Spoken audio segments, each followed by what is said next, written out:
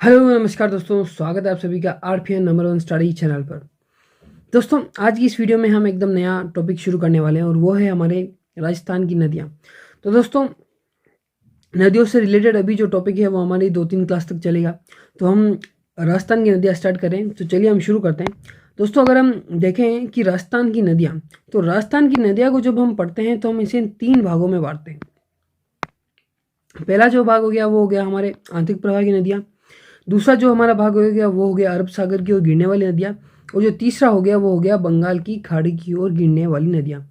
दोस्तों अगर जिनको अरब सागर और बंगाल की खाड़ी के बारे में नहीं पता है तो उनको मैं बता देता हूँ कि जैसे ये इधर देखिए, ये है हमारा प्यारा भारत का जो दक्षिणी भाग है वो है। तो दोस्तों इधर ये वाला जो भाग है वो हमारा कहलाता है अरब सागर। कौन सा? अरब सागर। और इधर ये वाला जो भाग है हमारा वो कहलाता है बंगाल की खाड़ी। बंगाल की खाड़ी। तो दोस्तों इधर वाला भाग हो गया अरब सागर और इधर का भाग हो गया बंगाल की खाड़ी। तो जो नदियां राजस्थान से इस तरफ जाती है उन्हें हम अरब सागर की ओर गिरने वाली नदियों में रखते हैं, और जो नदियां राजस्थान से इस तरफ जाती है, इस तरफ, उन्हें हम बंगाल की खाड़ी की ओर गिरने वाली नदियां बोलते हैं। तो दोस्तों अरब सागर और बंगाल की खाड़ी इन्हें क्यों बोलते हैं ये आपको समझ में आ गया होगा।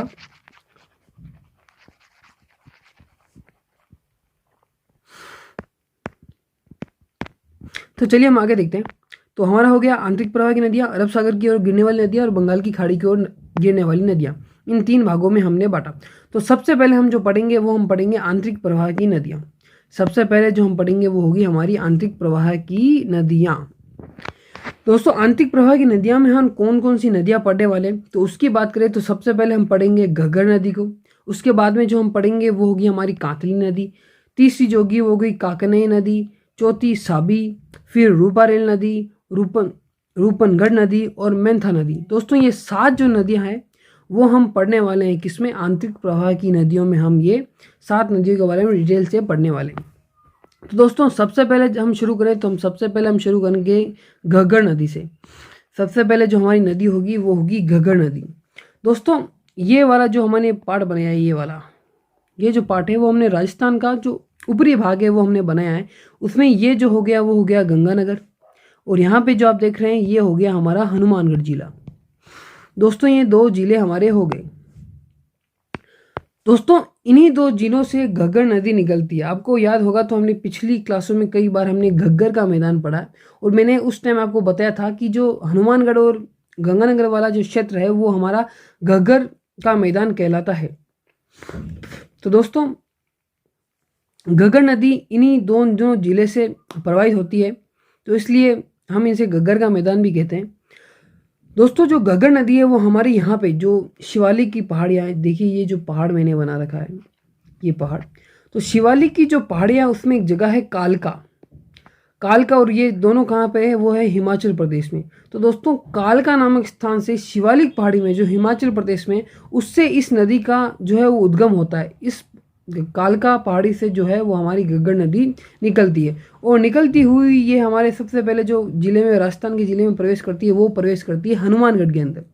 और हनुमानगढ़ के अंदर ही बात करें कि सबसे पहले कौन से स्थान पर आती है, तो देखो वो स्थान रहा ये टिब्बी नामक जो स्थान है ना हमारा, टिब्बी नामक जो हनुमानगढ़ में है, वहाँ पर ये सबसे पहले जो है वो प्रवेश करती है। दोस्तों हनुमानगढ़ क्षेत्र के अंदर जो घग्गर नदी का प्रवाह क्षेत्र है उसे क्या कहते हैं? नाली कहते हैं। दोस्तों क्वेश्चन पूछा जा चुका है कि नाली क्षेत्र क्या है, तो घग्गर नदी का प्रवाह क्षेत्र है उसे नाली क्षेत्र कहते हैं। ठीक है, हनुमानगढ़ में इसे नाली के नाम से भी जाना जाता है। दोस्तों फिर ये जो नदी है वो यहाँ से यूँ चल के गंगानगर को पार करते हुए यहाँ जो है वो पाकिस्तान के अंदर प्रवेश कर जाती है। और पाकिस्तान के अंदर बात करें कि जो घग्गर नदी है उसका सबसे आखिरी पॉइंट कौन सा है, तो वो है फोर्ट अब्बास। घग्गर नदी का जो आखिरी पॉइंट है वो है फोर्ट अब्बास, और वो कहाँ पे है? वो है पाकिस्तान के अंदर। ओके दोस्तों इतनी बात आपको समझ में आ गई होगी। दोस्तों जो घग्गर नदी है वहाँ पे हमारी एक प्राचीन सभ्यता है वो उसका विकास हुआ था। तो वो सभ्यता यहाँ पे आप देख सकते हैं जो कालीबंगा है। दोस्तों घग्गर नदी के किनारे ही हमारी कालीबंगा जो सभ्यता राजस्थान के अंदर है उसका विकास हुआ था।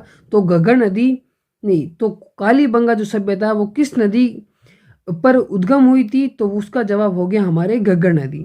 ठीक है दोस्तों। फिर दोस्तों हम बात करें कि घग्गर नदी की, तो ये जो घग्गर नदी है वो सबसे लंबी आंतरिक प्रवाह की नदी है। राजस्थान की सबसे लंबी जो अगर आंतरिक प्रवाह की नदी है तो वो हमारी कौन सी हो गई, वो हो गई हमारे घग्गर नदी। दोस्तों ये क्वेश्चन पूछा जा चुका है कि राजस्थान के अंदर जो सर्वाधिक आंतरिक प्रवाह की नदियों में से सबसे लंबी नदी कौन सी है, तो वो हो गई हमारे घग्गर नदी। दोस्तों इसी के अंदर एक क्वेश्चन और आता है जिससे बच्चे कंफ्यूज होते हैं। क्वेश्चन एक अलग ये आता है कि पूर्णतः राजस्थान में बहने वाली आंतरिक प्रवाह की सबसे लंबी नदी कौन सी है, तो इसका जवाब घग्गर नदी नहीं होगा। इसका जो जवाब होगा वो होगा कातली नदी। दोस्तों मैं इसे नोट डाल के लिख देता हूं आपके लिए, और नोट यह है कि पूर्णतः राजस्थान में बहने वाली आंतरिक प्रवाह की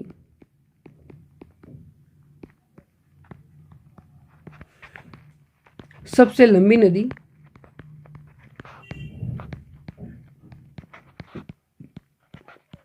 तो वो हमारी हो गई कांतली नदी। दोस्तों इस नदी के बारे में हम आगे अच्छे से पढ़ेंगे, तो अभी के लिए आप याद रखिए इन दो क्वेश्चंस को कि राजस्थान की सर्वाधिक लंबी आंतरिक प्रवाह की नदी कौन सी है, तो वो हो गई हमारे घग्गर नदी।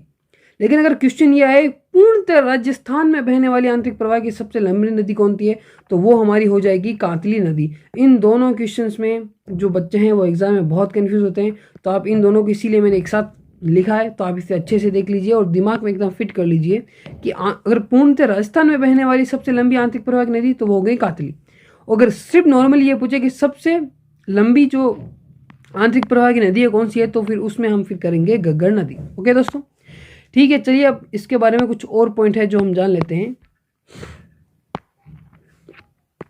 दोस्तों मैंने आपको बताया था कि ये जो नदी है वो पाकिस्तान में फोर्ट अब्बास तक जाती है।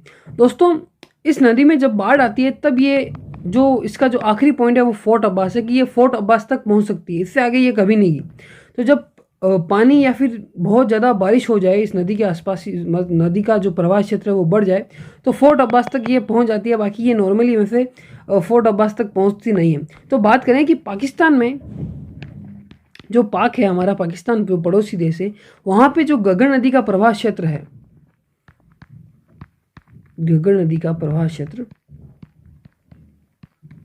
उसे वहाँ पे ये लोग कहते हैं हकरा। तो पाकिस्तान में घग्गर नदी के प्रवाह क्षेत्र को क्या कहा जाता है, उसे कहा जाता है हकरा। ओके दोस्तों, चलिए दोस्तों अब हम आगे देखते हैं। दोस्तों घग्गर नदी के किनारे ही है वो आपके रंग महल की खोज हुई थी। बात करें घग्गर नदी के किनारे, घग्गर नदी के किनारे ही किसकी खोज हुई थी, रंग महल की। दोस्तों और घग्गर नदी के किनारे ही मैंने आपको पहले बता दिया जो काली बंगा जो हमारी सभ्यता है वो उसका जो खोज है वो भी घग्गर नदी के आसपास ही हुई थी। तो दोस्तों हमने जो मैप में देखा ये रही हमारी काली बंगा, और लगभग आपके यहाँ पर किसकी खोज हुई थी, उसकी हुई थी रंग महल की। तो ये दोनों घग्गर नदी से रिलेटेड ही हैं, घग्गर नदी के आसपास इनका जो है विकास हुआ। तो दोस्तों घग्गर नदी में हमें इतनी ही चीज़ें याद रखनी है, इससे ज़्यादा हमें याद रखने की ज़रूरत है नहीं।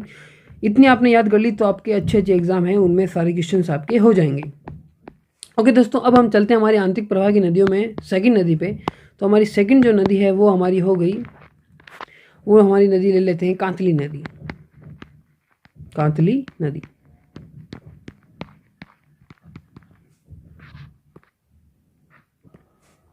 दोस्तों बात करें कांतली नदी की तो ये जो नदी है वो आपको मैंने पहले ही बताया कि राजस्थान में पूर्णतः जो राजस्थान में बहने वाली आंतरिक प्रवाह नदी है उनमें से ये सबसे लंबी है। तो दोस्तों ये पहाड़ है, और ये पहाड़ कहाँ पे, ये पहाड़ है सीकर के अंदर, और इस पहाड़ का जो नाम है वो हमारा है खंडेला, खंडेला की पहाड़ी। तो दोस्तों सीकर में जो खंडेला की पहाड़ी है वहाँ से इस नदी है जो उसका उद्गम होता है। तो दोस्तों यहाँ से ये नदी ऐसे निकलती है, ऐसे यहाँ पे ये सीकर हो गया, सीकर क्षेत्र में ये बहती हुई फिर यहाँ पे ये ऊपर की तरफ जाती है, यहाँ पे ऊपर की तरफ जाती है, और जो ये क्षेत्र हो गया वो हो गया हमारा झुंझुनू वाला, झुंझुनू। तो सीकर से झुंझुनू की तरफ ये जाती है। तो दोस्तों इस नदी के प्रवाह क्षेत्र को तोरावटी कहा जाता है। जो हमारे कांतली नदी है उसके जो प्रवाह क्षेत्र है उसे क्या कहा जाता है? उसे कहा जाता है तोरावटी। तो तोरावटी क्या है? तो तोरावटी है कांतली नदी के प्रवाह क्षेत्र को क्या कहा जाता है? तोरावटी क्षेत्र कहा जाता है। दोस्तों बात करें कि कांतली नदी की, तो भारत में ताम्रयुगीन सभ्यता की जो जननी है वो अपन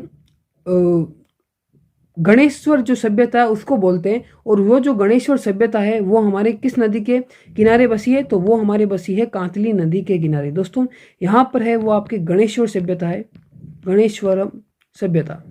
दोस्तों गणेश्वर सभ्यता का जो उद्गम है वो कौन सी नदी के किनारे हुआ है? तो वो हुआ है कांतली नदी के किनारे।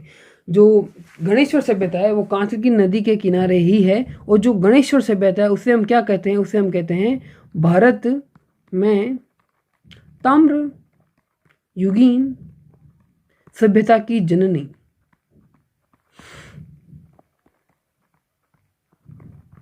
भारत में ताम्रयुगीन सभ्यता की जननी किसे कहा जाता है? वो कहा जाता है गणेश्वर सभ्यता को। और गणेश्वर सभ्यता किस नदी के किनारे स्थित है? तो वो हो गया हमारे कांतली नदी के किनारे जो हमारी गणेश्वर सभ्यता है वो स्थित है।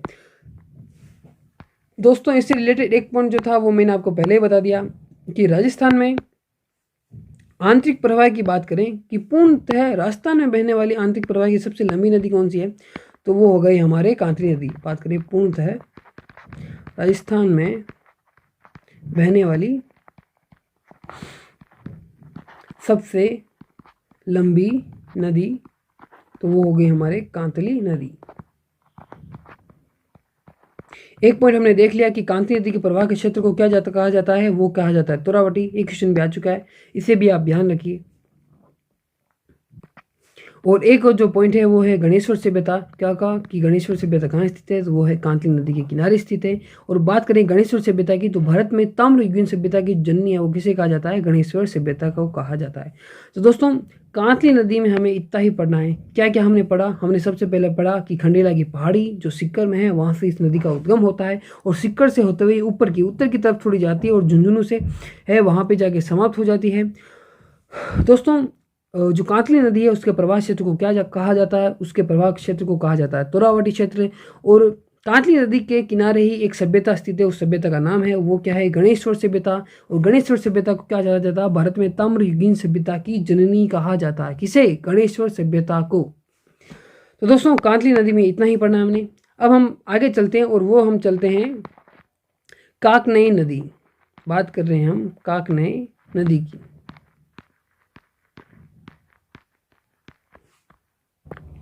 तो दोस्तों कांकरे नदी है वो ज़्यादा बड़ी है नहीं, बहुत छोटी सी नदी है।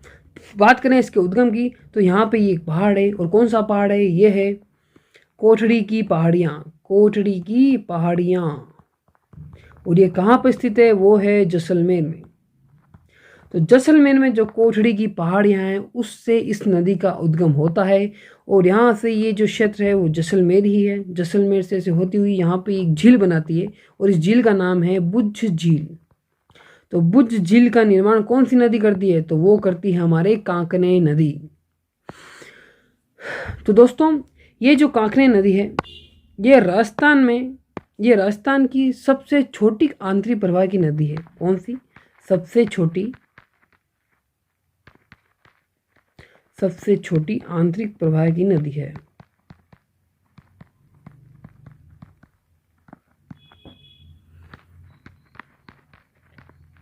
ठीक है। सबसे लंबी कौन सी होगी? सबसे लंबी हमारे हो गई घग्गर। और बात करें कि राजस्थान में पूर्णतः बहने वाली सबसे लंबी नदी कौन सी आंतरिक प्रवाह की? तो वो होगी हमारी कांतली। और सबसे छोटी वो हमने पढ़ ली, जो हमारी कांकने नदी है वो हमारी सबसे छोटी नदी है। दोस्तों कांकने नदी है वो हमने बताया कि बुझ झील का निर्माण करती है। तो ये मीठे पानी की झील है। बात करें कांकने नदी की, तो कांकने नदी जैसलमेर के अंदर, जैसलमेर में मीठे पानी की बुझ झील का निर्माण करती है। दोस्तों बहुत ही छोटी सी नदी है और जैसलमेर के अंदर है और एक बुझ झील का निर्माण करती है। और बुझ झील कैसी है? मीठे पानी की जो झील है वो है। कांकरे नदी है, सबसे छोटी है। कोठाड़ी की पहाड़ियाँ से निकलती है, बुद्ध झील का निर्माण करती है। बस ये 2-3 पॉइंट है जो आपको इस नदी से याद रखते हैं। ओके दोस्तों, ठीक है दोस्तों, अब हम हमारी अगली नदी पे चलते हैं। हमारी जो अगली नदी है वो है साबी नदी। अब हम बात करते रहे हैं वो है साबी नदी की।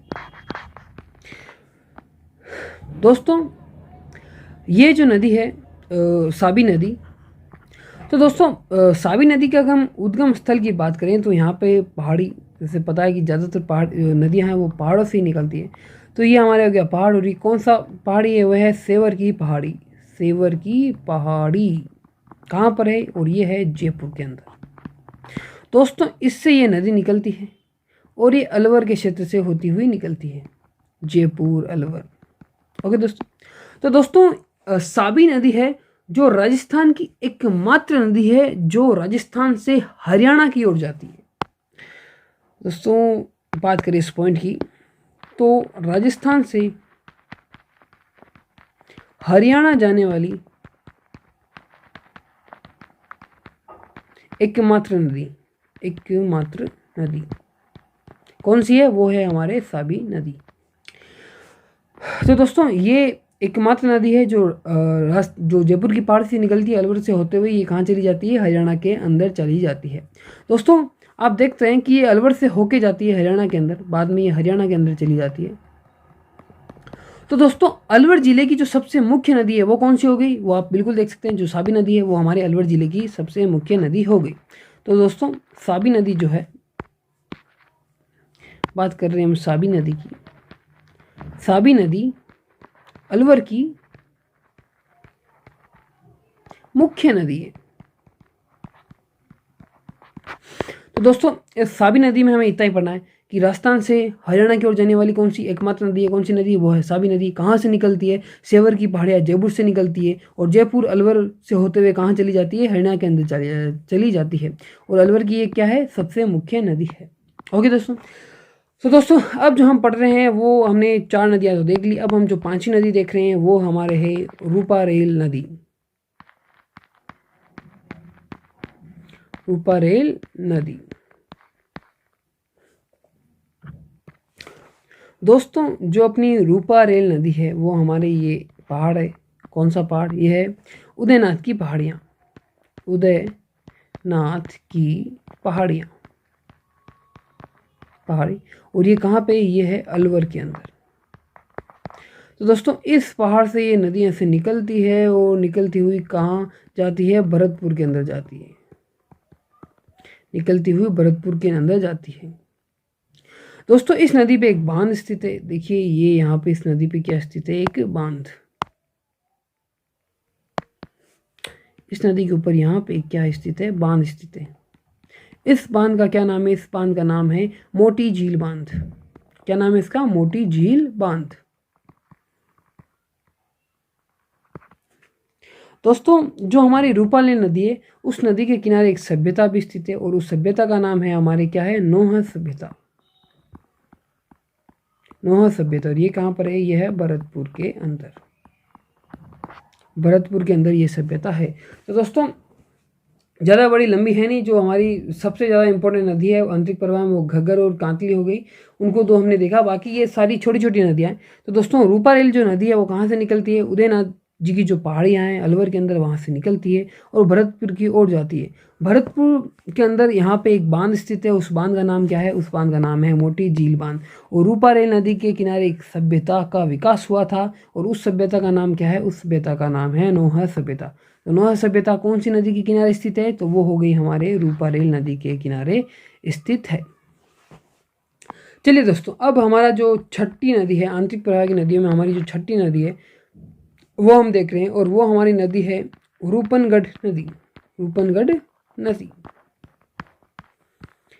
तो दोस्तों बिल्कुल जो ज़्यादातर सारी पहाड़ियाँ पहाड़ से निकलती, नदियाँ पहाड़ से निकलती है, तो ये रहा एक पहाड़, और इस पहाड़ का जो नाम है वो है सलेमाबाद।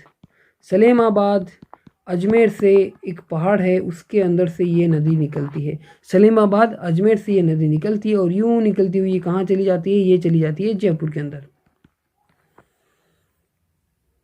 दोस्तों बात करें सलेमाबाद की, तो सलेमाबाद में एक बहुत ही इम्पोर्टेंट जो संप्रदाय है उसकी प्रमुख पीठ है।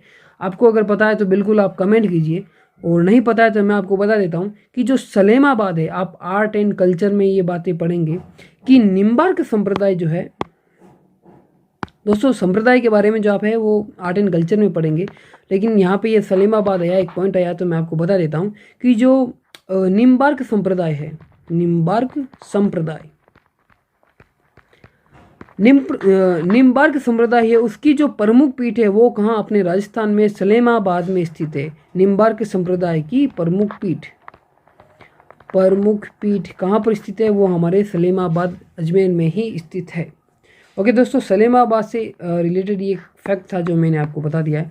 तो सलेमाबाद से ये नदी निकलती है और कहाँ फिर जाती है, जयपुर की ओर चली जाती है।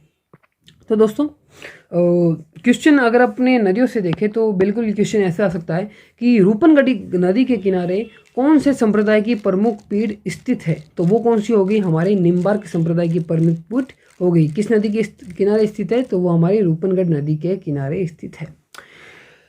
चलिए दोस्तों, अब हमारी जो आखिरी आंतरिक प्रवाह की नदी है उसके बारे में हम देख लेते हैं, और ये हमारी 7वीं है और आखिरी आंतरिक प्रवाह की नदी है, उसके बारे में हम देखते हैं। तो वो हमारी हो गई मंथा नदी। कौन सी नदी, मंथा नदी। इसे हम मदा नदी या फिर मेढ़ा नदी भी कहते हैं। दोस्तों ये इसके बोलने में थोड़े नाम चेंजेस आते हैं, तो आप ये भी देखिए, इससे मतलब मदा और मेढ़ा नदी भी कहते हैं। ज़्यादा जो आता है वो मंथा नदी के नाम से आता है। तो दोस्तों इसमें ज़्यादा कुछ हमें पता होने की ज़रूरत नहीं है, हमें बस यही पता करना है कि ये कहाँ से निकलती है। तो ये मनोहरपुर की पहाड़ियाँ, मनोहरपुरा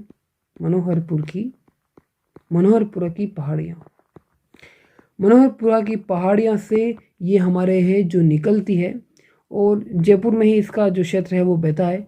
दोस्तों ये जो मनोहरपुर की जो पहाड़ियाँ वो अपने जयपुर के अंदर स्थित है। तो यहाँ से ये नदी निकलती है। कौन सी नदी, मंथा नदी।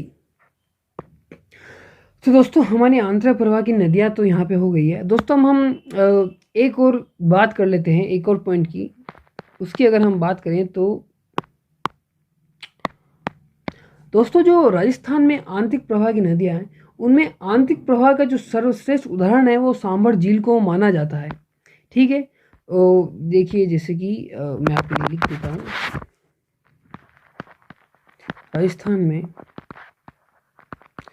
आंतरिक प्रवाह का सर्वश्रेष्ठ उदाहरण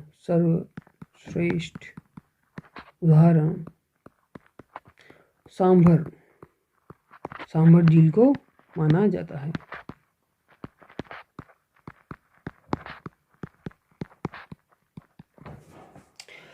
दोस्तों सांभर, जैसे कि हम मान लेते हैं कि ये है हमारी सांभर झील। ठीक है, ये क्या हो गई हमारी सांभर झील।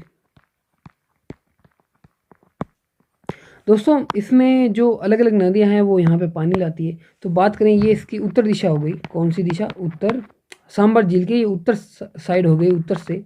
और फिर हम बात करेंगे यहाँ पे कि दक्षिण से कौन सी नदियाँ इसमें आती है। ठीक है, तो ठीक है दोस्तों, बात करें इसके उत्तर में, तो उत्तर में इसके 4 नदियाँ आती है। एक तो ये यहाँ से आ गई, और इस नदी का जो नाम है वो है खंडेला। एक और नदी आती है वो है खाटी। इस नदी का क्या नाम है, खाटी नदी। फिर ये जो आ गई मंथा नदी, ये हमने अभी अभी जो पढ़ा है नदी, मंथा नदी, वो जो है वो सांभर झील के अंदर ही आती है, आके गिरती है। और जो उत्तर में जो सबसे आखिरी नदी है वो हो गई हमारे ढूंढ नदी। दोस्तों उत्तर की तरफ से ये 4 नदियाँ हैं जो सांभर झील के अंदर मिलती है। कौन सी, खंडेला, खाटी, मंथा और ढूंढ। दोस्तों बात करें ढूंढ नदी की, तो सांभर झील में सर्वाधिक लवणता यही लाती है। क्या, अगर आपसे एग्जाम में पूछ ले कि सांभर झील के अंदर सर्वाधिक जो लवणता है वो किस नदी के कारण है, तो वो हमारे ढूंढ नदी के कारण है। सांभर झील में सर्वाधिक लवणता लाती है। कौन सी नदी, वो है ढूंढ नदी। अब दोस्तों हम बात करें दक्षिण की तरफ से कि दक्षिण तरफ से कौन सी नदी आती है, तो वो आती है, हमने जो अभी पढ़ा, जो रूपनगढ़ नदी है। कौन सी नदी, रूपनगढ़ नदी है, वो सांभर झील के दक्षिण में आके सांभर झील में गिरती है। तो दोस्तों हमें ये जो छोटा सा जो मैंने डायग्राम बनाया आपके मतलब इससे आपसे शायद अच्छे से याद रहे। तो याद रखिए कि जो सांबर झील है उसमें 5 नदी आके गिरती है, उत्तर से 4 और दक्षिण की तरफ से 1 नदी। उत्तर से बात करें तो खंडेला, खाटी, मंथा और ढूंढ, ये 4 नदी आती है। सांबर झील में सर्वाधिक लवणता कौन सी नदी लाती है, तो वो लाती है ढूंढ नदी। दक्षिण में सांबर झील के दक्षिण से कौन सी नदी आके इसमें गिरती है, तो वो हमारे हो गई रूपनगढ़ नदी। ओके दोस्तों, तो हमने जो आज का जो हमारा इस जो क्लास है उसके अंदर हमने जो पढ़ा वो आंतरिक प्रवाह की नदियों के बारे में पढ़ा। तो उम्मीद करता हूँ कि आपको सारी चीज़ें अच्छे से समझ में आ गई होगी। हमने एक एक नदी को अच्छे से देखा।